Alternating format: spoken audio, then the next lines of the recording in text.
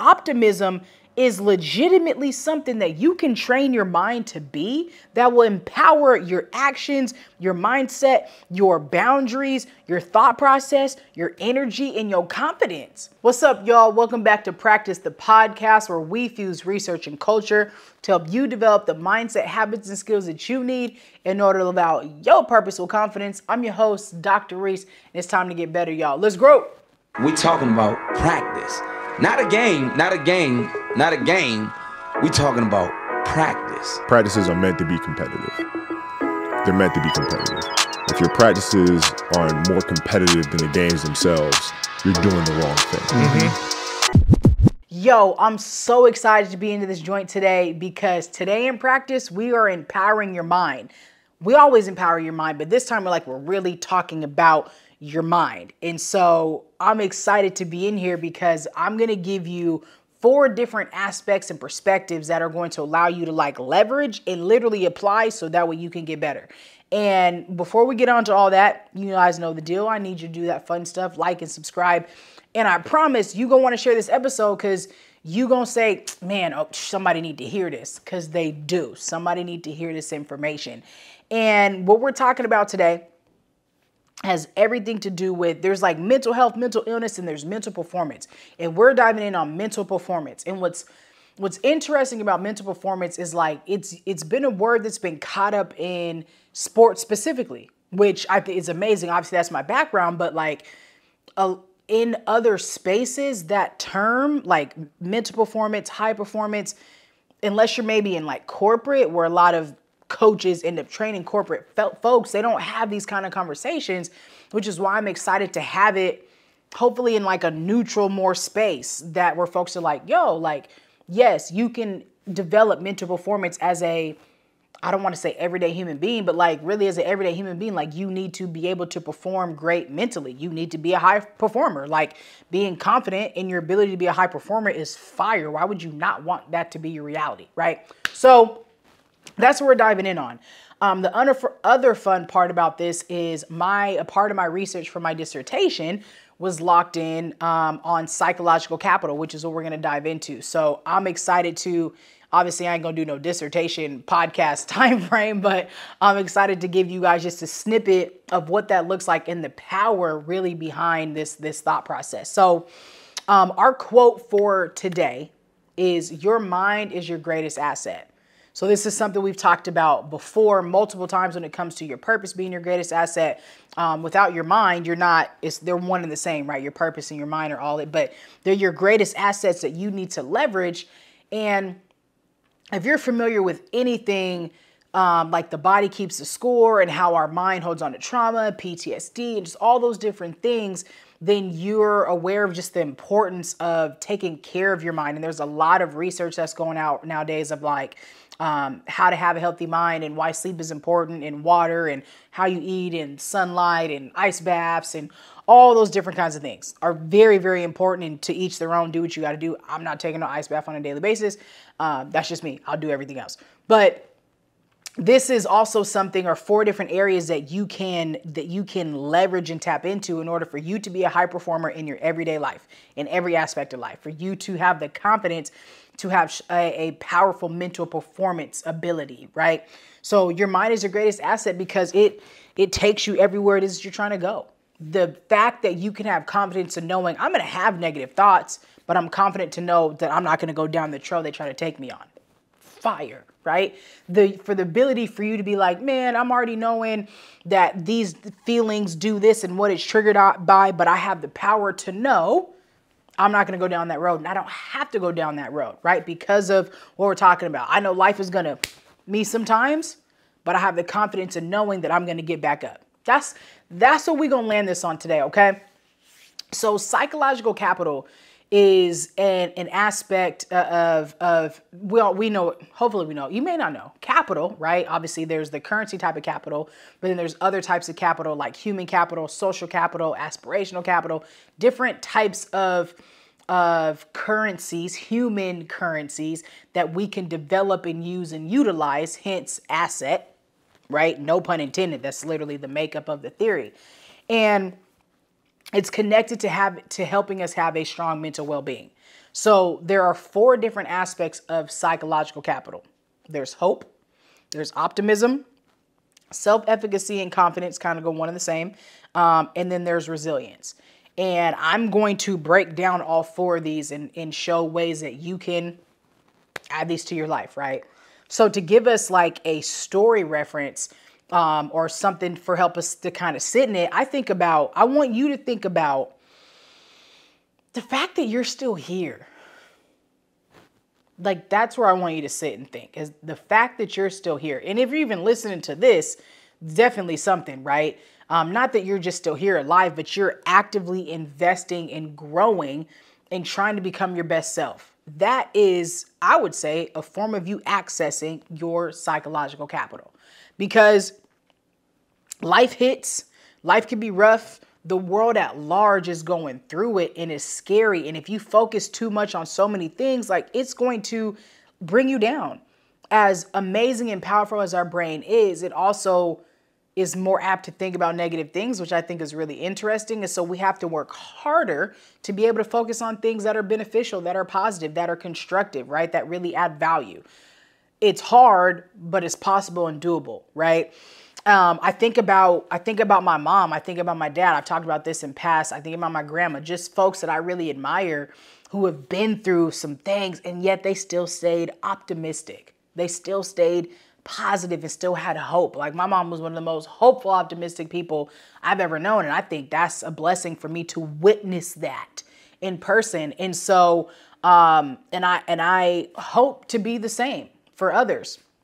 And so because there's 4 different aspects, I don't want this to be too long of an episode. So let's dive in. All right. But that's what I want you to think about. I want you to think about, like, the fact that you're still here, why you're still here, in how you're trying to show up from here on out, right? At a whole nother level of, like, I do this, I'm bound to do this, I want to do this, and I'm going to do it here, I'm going to perform.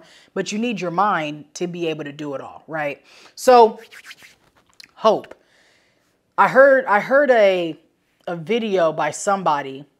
I watched a video by somebody. I don't remember who it was. It was a while ago. And the guy was just talking about, like, how hope is pointless and hope doesn't pay bills and all these different things. And he just was like, you don't need hope. You need something else. I don't remember what something else was. Because I was like, oh, man.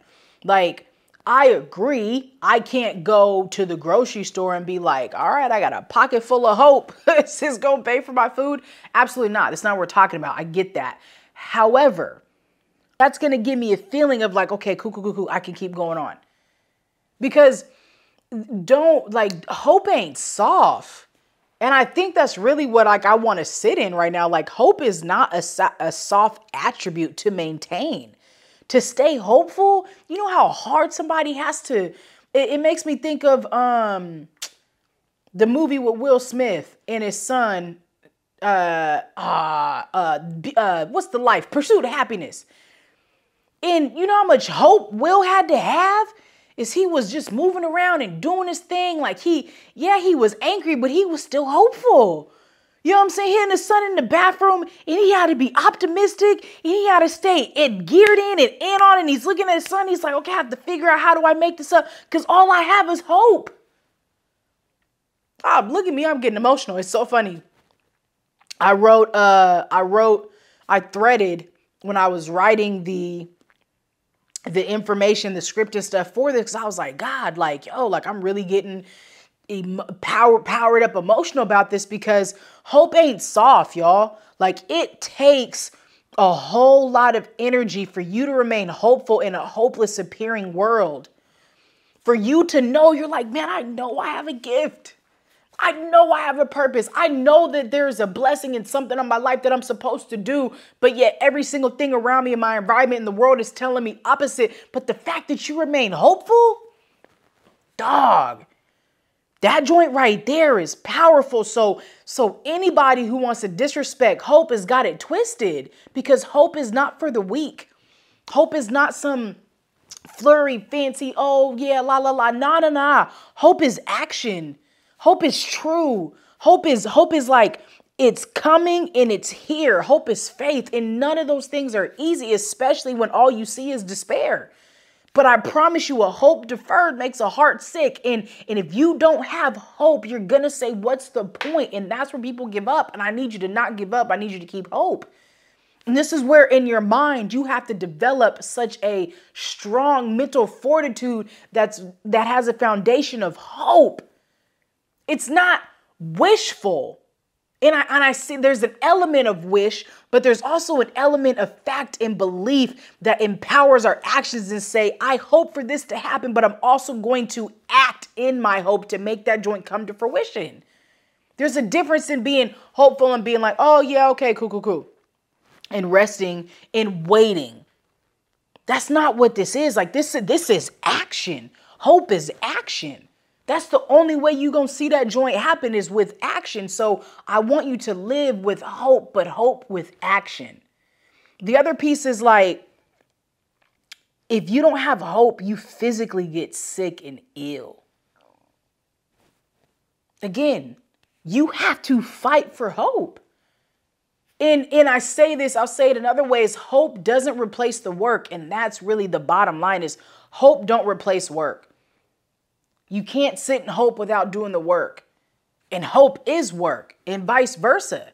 And I need that to be the essence of this and why, like, I'm so hopeful for my vision to come to fruition. But I also firmly believe if I don't put in the work, it's not going to matter. But I'm hopeful as they come. And so you have to hold on with hope because hope isn't passive, it's proactive. I'll say it again. Hope is not passive, it's proactive. So as you hope, as you dream, as you have these feelings of desires for your future, you need to know I need to be proactive towards it. I can't be passively hopeful. I have to be actively hopeful. That is hard to say. I cannot be passively hopeful. I have to be active in my hope. I have to put my faith into work. I have to put my hope into work. I have to work it. Hope work. Hope work. That's kind of dope. Somebody take that and run with it. Hope work. And so it's important, though, again, to know hope doesn't replace work. It fuels it. Okay?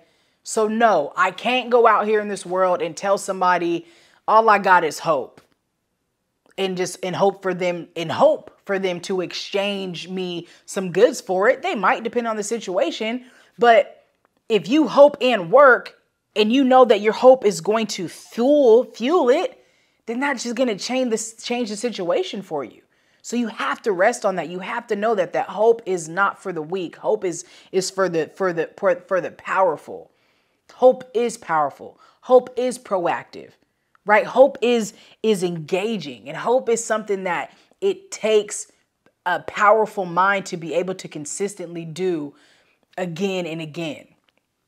And so the next thing is optimism.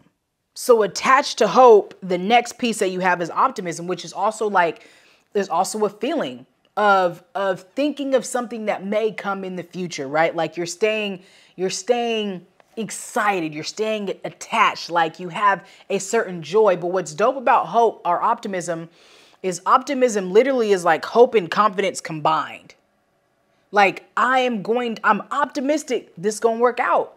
And again, this isn't based on fluff. This ain't based off of on fairy dust and random and all these other little different things. I don't know why I said fairy dust. That's random. But it's not based off of hearsay. Like optimism is legitimately something that you can train your mind to be, that will empower your actions, your mindset, your boundaries, your thought process, your energy, and your confidence. You can't be confident without optimism, period.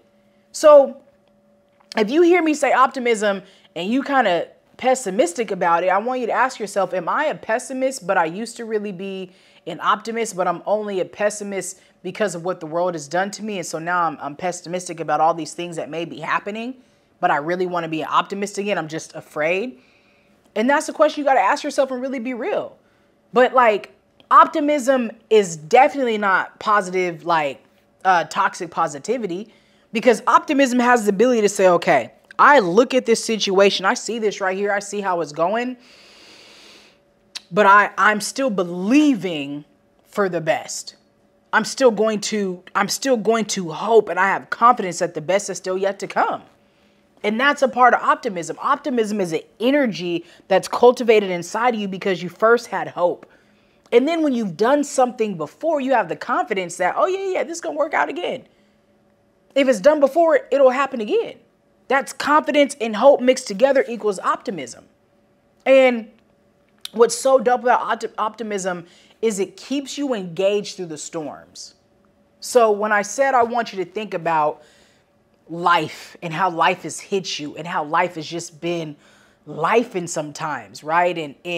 But optimism keeps you engaged through the storm, where a lot of folks, like in the storm hits, it's like, I ain't got it. I'm tapped. I'm done. All the above, right? But because you're optimistic, you're engaged. You're still proactive. You're still hopeful. You still have confidence that it's going to change. Where if you're a pessimist, you're like, man, I already knew this about to be it. It is what it is. This always happens. Nothing's for me. Whoa, woe was me. Right? Like that's a way, that's an option. But so is optimism. Optimism is always an option. Optimism is always an option. And it doesn't mean right there in the depths of despair. But sometimes if you have a little bit of hope, a little bit of window, and some optimism right there in the midst of your thing, you'll say, okay. I don't have it today. But I'm going to have it tomorrow. I don't have it today, but I'm going to have it tomorrow.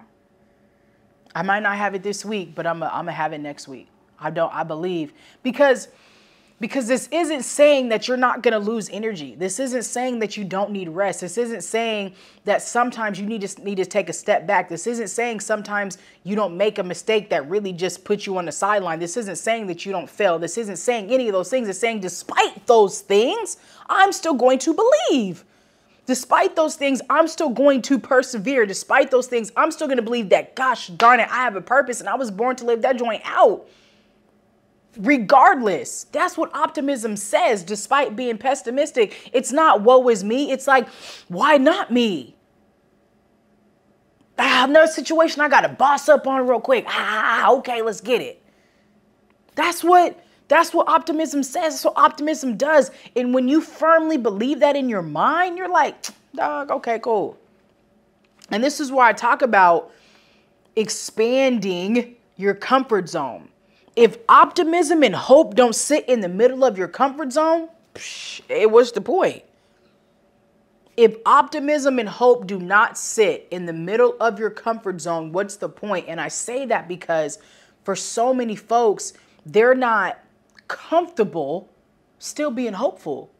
They're not comfortable being optimistic because it's easier to be pessimistic. So now, if you're not comfortable enough being optimistic in the midst of a storm, don't get started. Just off tops. So the question is, are you a pessimist? Have you always been a pessimist? Do you think optimism looks cool, but you're afraid it looks corny? You don't know. You don't really have the strength and the power to do it. And ask yourself that question and really dive in and figure out why. Because optimism is what's going to keep you engaged. It's what's going to keep you on the trails. It's what's going to keep you looking forward to the future. Because optimism creates energy in your system, right? It gives you that energy that's also going to tap in with that hope, right? That's going to fuel your work ethic. That's going to fuel your mind. And when these neurons in your mind, they fire together and fire together and fire together and fire together, and they wire together and they wire together, and then you can't help but think. You can't help but think with hope and optimism at the forefront of all that you go through. And people are going to look at you and be like, what? But how? Partly, right, but God, but two, I've been putting in the mental work. But how? Because every single day I invest in my mind. How? Because every single day I invest in my gifts and they don't have no choice but to have a positive ROI. But how? Because every single day I do an awareness check itself on me and figure, okay, boom. How? Because I know this ain't no game. I'm not playing with my purpose. That's how. Number 3. Self-efficacy and confidence. These two, I'm going to talk more about self-efficacy than I do confidence, because obviously I'm always talking about confidence and this is a part of that. But self-efficacy is your belief in your ability, in your capacities to act in bringing your desires to fruition. To act in a way that aligns with meeting your goals. We say desires around here because goals is just one part, but like, do you believe that you have the ability to truly act in the way that your goals and desires require of you? Do you truly believe that?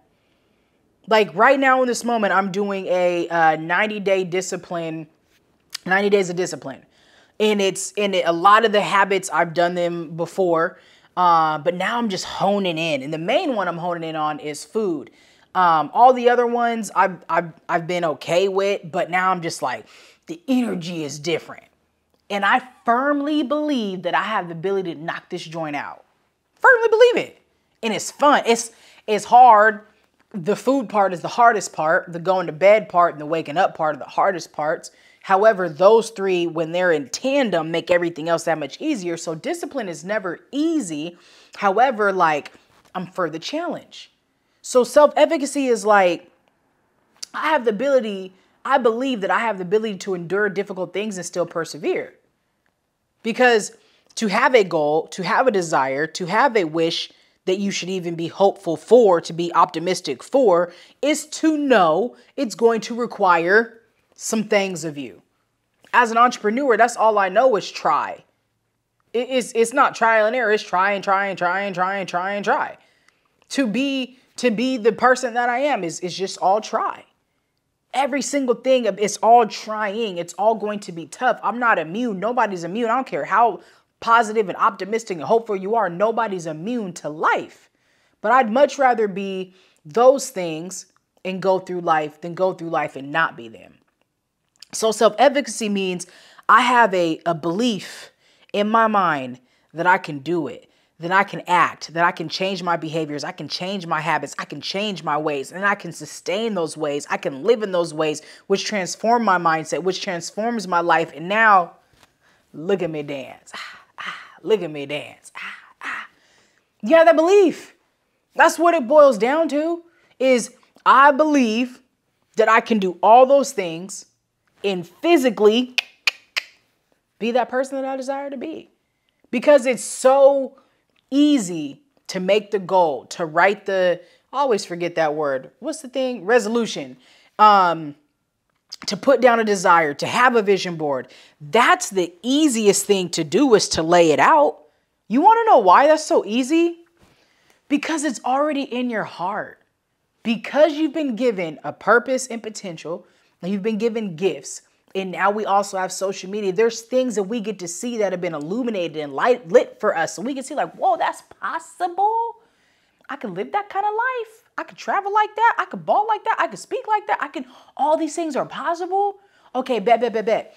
But the tough part is when I don't believe that I can actually execute those behaviors that make that my reality. Just finished reading Rachel Rogers' We Should All Be Millionaires. Highly recommend the book to anybody. But she talked about, like, it's literally We Should All Be Millionaires. And she talks about why and the how and the things to do and all that stuff. And the thing about it is, at the root of it, if you don't believe that you can actually execute all of the action steps that she's giving you, it don't matter. And she talks a lot, and I love how she shaped the book, because she gives like all the excuses and she gives all the like things to come right back at it, which I thought was powerful. And so the work that you have to do is firmly believe that you have the ability to put those plays into action.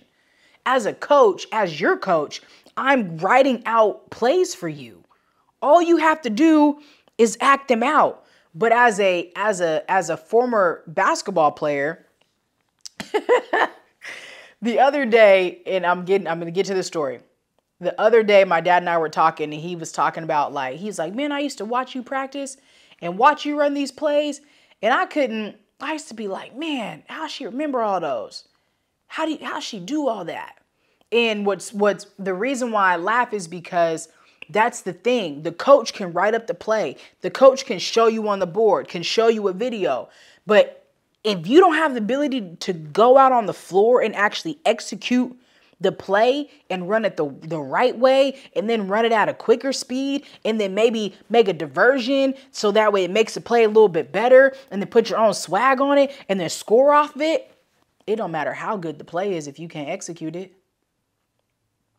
So I say all that to say is it don't matter how good your vision board is. It don't matter how cute your vision board is if you can execute it. And I'm pro vision board. I got 50 million of them. I'm here. I want to see it. My life. I love it. But if I can't put in the work to execute it, it's irrelevant. So this is why your belief in your ability to execute matters just as much as your ability to develop the vision board. They go hand in hand. They need to be in alignment. So once we got the vision laid, cool. Now we got to look right at the action. What actions am I taking to change my behaviors that align with the vision that I see? And what's dope about this is one of the actions or one of the tenets of self-efficacy is vicarious experience. It's one of my favorite ones. It's one of my favorite ones because I'm pro mentorship in role models. And having vicarious experience is essentially like seeing somebody else do something, kind of like I just said, seeing somebody else do something that I'm like, wow, because she did, he did, they did, I can. Like literally, it's like, you know, when people say, oh, you're living vicariously through your child, like that. So I'm not vicariously living through you. I'm getting vicarious experience and motivation and encouragement because you did. So this right here is why it's important to have mentors and role models. Not to be no copycat, but to have that thing in your mind that like when I see them do it, there's experiential knowledge, experiential capital that they're gaining and I'm gaining because I'm seeing it. And now I'm like, okay, bet I could run that play. So again, it's like being in practice, if you've ever seen any kind of practice of any sort, right? And then being on the sidelines and watching somebody do it. So as a basketball player, if you don't get the play, you need to step out of bounds and watch your team run it. You got it yet? No. No. Okay, so she goes here, goes there. She got the back screen there and they're moving, they skip. It comes all the way around. And you got to see it. And God, this is good. You look, and you got to see the play ran. You have to see the play ran. If you don't get it, which most of the time you don't, like no great coach just writes a play, boom, go do it. You have to see it ran. You have to see how it's executed perfectly, beautifully to then be like, okay, cool. So you need mentors, you need role models, you need people in your life who have ran the plays that you want to run so that way you can go out there on your floor and you can run the play. You need a teammate that's going to be right next to you. That's going to say, okay, so then and then she goes, no, you got to do this. And then you do that. So after they pass, then you do that. You need that in life. It's imperative that you have that in life because that builds up your ability and your belief that I too can execute this play and get a bucket. Sometimes you even have the ability to go out on the court and coaches are like, man, you still don't get it? Okay, cool. Now I need you to walk by her, walk through it, boom, make the pass, walk through it, boom, to the screen, walk through it, cut through. Like you're walking through and the whole team walks through with you so you can get that experience yourself. That's what developing self-efficacy is like. And you have to develop the belief that you can do it. And I don't care how embarrassing that process may look like, because at the end of the day, you're trying to get a dub. And if we as your coaches and mentors and teammates don't slow the process down, by the time the action comes up, you're not going to be able to play, baby. You're not going to be able to play. If you don't know how to run the play, you can't play. So you got to be able to tap in and say, I have to develop my belief or else there's going to be teams that I miss out on being able to play with. There's going to be opportunities that you miss out on because you don't know how to run the play. You don't know how to execute. You don't even have the confidence in yourself to do it. So I need you to develop the confidence in yourself to be able to do it. Yo. That's fire. Look, I'm telling y'all. Not because of me, like I need the word myself. I need it. I need these. Ooh. It's juice. Take this right here in this moment. I'm telling you, share this with somebody you know that needs to be impacted by this because it's good. That's why. And you know, and you want to bless somebody else. So here's our last piece. Resilience. When it comes to being able to live out your purpose with confidence, this statement sounds so pretty. I love saying it. Live out your purpose with confidence, right? It's pretty. It's polished. It's nice. It runs. It flows. It's good. But the actions of it is hard. Staying on purpose, being confident is tough. And it takes hope and optimism. So confidence is attached to hope and optimism. It takes it. And to have a purpose means that you need to learn how to be resilient. And resilient essentially is your ability to continue after adversity. Resilient is your ability to continue after adversity. Because sometimes when you're going through adversity, you just trying to continue. I know what it's like when adversity hits you. Oh, shoot. You just try to figure out, how do I continue? How do I walk? How do I breathe? How do I move? How do I put my pants on? How do I even eat? Because you're in it. So then after time doesn't heal all, but after some time, now I have the ability to, okay, how do I continue?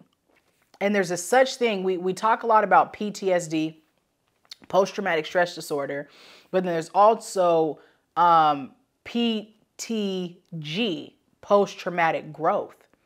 And I believe it's attached to resilient, people's ability to be resilient and say, how did I grow from this traumatic situation?